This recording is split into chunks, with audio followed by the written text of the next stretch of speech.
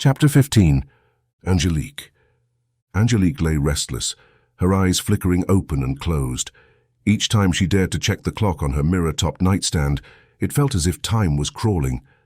A mere 10 minutes had passed, but it felt like an eternity. The reflection of the clock on the mirrored surface seemed to mock her, amplifying the relentless march of minutes that seemed hardly to move at all. Lately, restful sleep had become an elusive luxury for Angelique.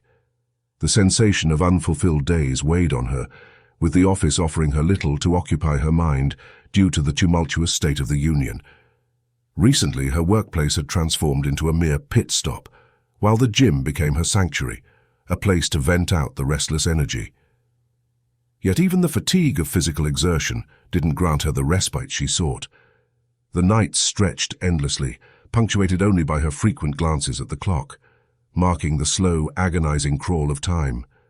As the dim glow of 4:30 a.m. illuminated her room, Angelique decided it was time to face the day.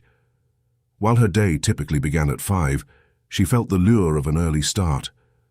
At the forefront of her mind was the beckoning aroma of a strong cup of black coffee. It was her most persistent morning craving, yet surprisingly the one thing she always denied herself until later. Instead, her routine consisted of briskly brushing her teeth, a quick restroom break, and changing into her running attire. With a military-like precision, she was out the door in a mere 10 minutes. It wasn't the anticipation of the morning run that pushed her, but rather the reward that awaited afterward, her cherished morning brew. Approaching her apartment, Angelique's finger was already primed to switch on her coffee maker. The brisk runs were becoming as therapeutic as her morning caffeine jolt. The exercise cleared her head and momentarily dispelled the weight of the desolate nights. Yet as the adrenaline from the run wore off, a familiar sense of emptiness started to seep in from the lack of work activity. Gazing up at the building that housed her office, Angelique was struck by its silent facade. A structure that once buzzed with activity now stood muted and still. She remembered how she used to bound up the steps, fueled by anticipation and the thrill of uncertainty. Those feelings seemed distant, replaced now by a lingering despondency. With a heavy sigh, Angelique hesitated for a brief moment before pushing the entrance door, steeling herself for another quiet day. "Damn," Angelique muttered under her breath, spotting Jonathan striding purposefully towards her. Over the past few months, Jonathan had seemingly made it his mission to usurp her position at the office, all while harboring a misplaced affection for her. His incessant invitations, dinners, concerts, weekend getaways, never ceased, and Angelique had grown weary of deflecting them. A single professional dinner, which she had hoped would be strictly about work, had spiraled into him, taking every opportunity to approach her. Given her noticeable height advantage, she'd found ways to subtly use it to establish dominance, trying to put him off. Not out of a sense of sport, but more so he'd hopefully get the hint and back off. Every encounter was a delicate dance between maintaining professionalism and warding off his advances. "Miss Carringer."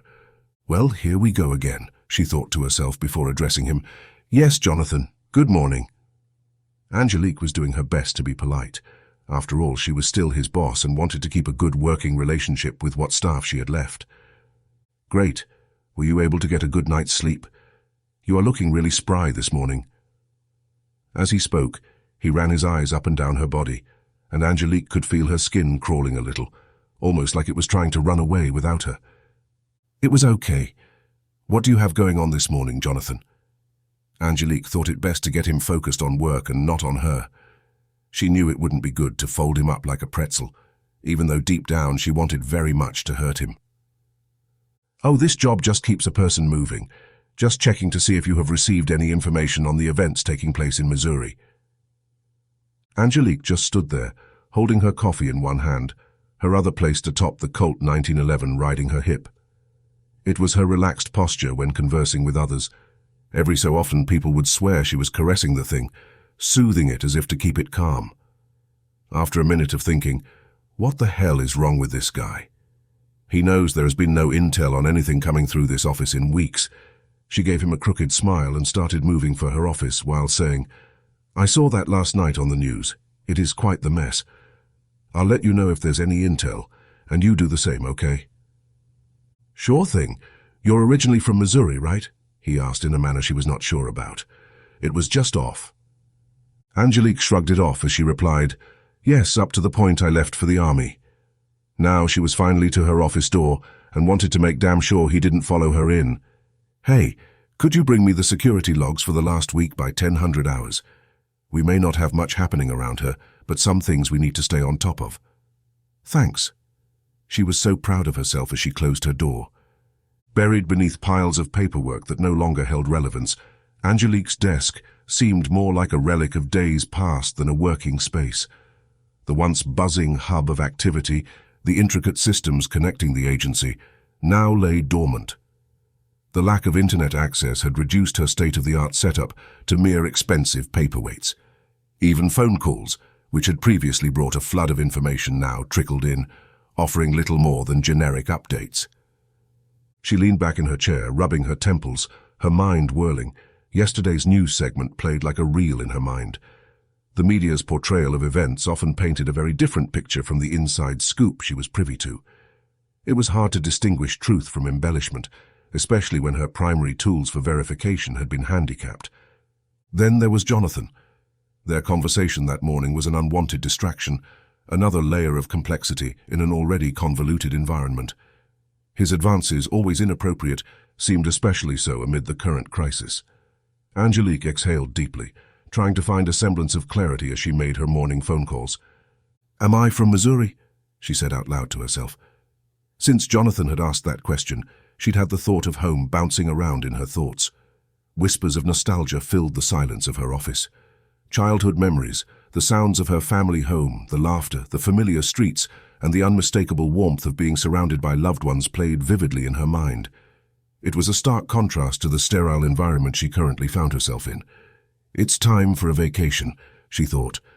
And in the middle of her morning briefing, she did it. With the little workload it seems like her opportune time to take a, 3-week vacation. As she waited for a response on the line, Angelique's heart raced. The prospect of seeing her family after such a long hiatus was exhilarating, yet the spontaneity of the decision also felt slightly out of character. When she received the go-ahead without hesitation, a part of her felt relieved, but another couldn't help but wonder if it was indicative of the grave nature of the situation. Was the department hinting that things would be quiet for a while? But that trepidation was short-lived. For now, Angelique chose to bask in the warmth of the upcoming reunion. She leaned back in her chair, her heart light, allowing herself to revel in the happiness that the thought of going home brought her. She was, however, a little surprised when there was no pushback over her request for 3 weeks of leave. Anxiety even set in a little after the approval. Her mind was already set, and her mood began to change. She could feel it deep within herself. Only one thing left to do, she thought, while picking up the phone on her desk and dialing. "Jonathan, can you come to my office? Thanks." It was not really a question, and she didn't even allow time for him to reply. She often phrased her orders in the form of a question, and found people that responded to the illusion of a question much better than a direct order. The 3 distinctive knocks on her door immediately signaled Jonathan's presence. His unique knock was a departure from the usual military-style double tap most in the office used. Angelique often pondered how Jonathan, devoid of any discernible exceptional traits, managed to land his position. Perhaps, she mused, it was less about capability and more about connections. "Enter."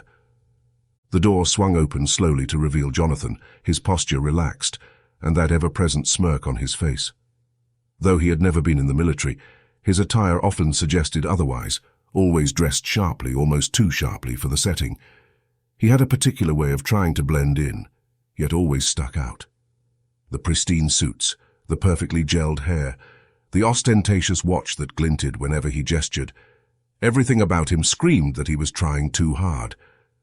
"Angelique," he drawled her name with an exaggerated emphasis, clearly enjoying the sound of it. "Here are the security logs you requested." "I was just finishing them up," Jonathan said, straightening the logs up as he walked through the door to lay them on her desk. "Great. I will go over them while I am gone." "Taking an early lunch?" Jonathan was puzzled by what she had just said. He knew Angelique's schedule, beginning to end, and she never took an early lunch. "No, I'm taking a 3-week leave, and if there are any issues while I'm gone, Feel free to call." Excitement ran through Jonathan at the thought of being in charge. Thoughts of what he could do during those 3 weeks began racing through his mind. "I am confident you will be able to handle whatever comes up," Angelique said. "Just keep me in the loop with anything major. I know this is sudden, but caseload for this office has become pretty much non-existent since the Squire's farm." To ensure that he was listening, she paused from the organizing of papers and other items on her desk. Not to her surprise, Jonathan almost looked like a salivating dog only inches from a fresh steak. After just a few moments, Angelique found herself leaving her office with a newfound lightness in her step. The idea of taking a vacation hadn't even fluttered across her mind for the past several years, but given the current stagnation at the office, the idea had sprung to life and rejuvenated her spirit. The once mundane corridor seemed to come alive with the buzz of her excitement. Each step felt lighter, each breath deeper. The greyish walls, which had once seemed oppressive, now looked benign, almost inviting. It was as if the universe had realigned just for her. Every sensation was heightened, the faint hum of the overhead lights, the distant murmur of colleagues conversing, the rhythmic click of her heels against the floor. It all melded into a musical of anticipation. She could almost smell the crisp air of Rocktown, feel the familiar texture of the ground beneath her feet, and hear the gentle hum of nature that she had missed for so long. The weight of her responsibilities, the stresses of city life, and the shadow of Jonathan's relentless advances suddenly seemed a world away. With a radiant smile, and her hand resting confidently near her .45 caliber sidearm, she gracefully made her way to the exit. The comforting thoughts in her mind, in less than 12 hours, she'd be back in Rocktown, Missouri.